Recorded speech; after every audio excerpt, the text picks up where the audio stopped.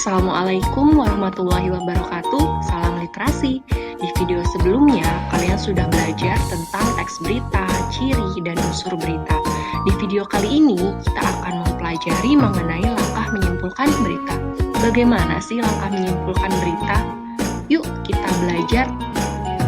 Langkah pertama, tentu kalian harus membaca atau mendengarkan berita. Di mana kalian bisa membaca atau mendengarkan berita? Tentu melalui media massa seperti TV, radio, bahkan melalui gadget pun sudah bisa.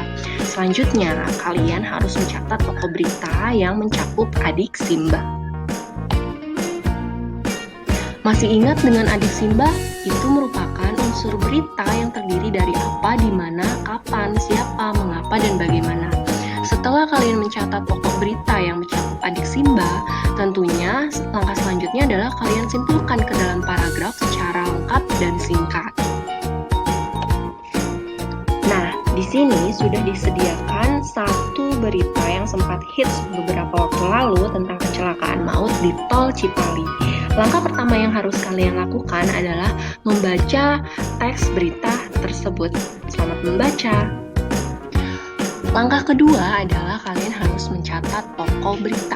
Dari teks sebelumnya diperoleh data bahwa berita mengenai kecelakaan mobil terjadi di Tol Cipali kilometer 184 pada hari Senin 10 Agustus 2020 pukul 3 dini hari.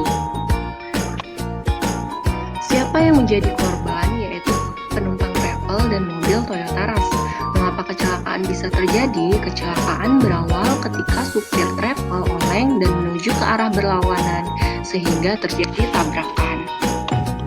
Dari unsur berita yang terakhir yaitu bagaimana diperoleh data bahwa 8 dari 16 korban meninggal dunia sementara sisanya mengalami luka-luka. Setelah mencatat pokok berita tadi, selanjutnya diperoleh kesimpulan bahwa kecelakaan mobil di Tol Cipali menewaskan 8 orang. Salah satunya adalah supir travel tersebut. Sementara penumpang lain luka-luka. Kecelakaan terjadi karena supir tiba-tiba oleng sehingga terjadilah tabrakan.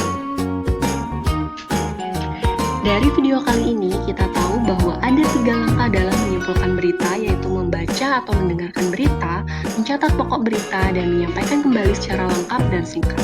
Sampai jumpa di video berikutnya. Wassalamualaikum warahmatullahi wabarakatuh.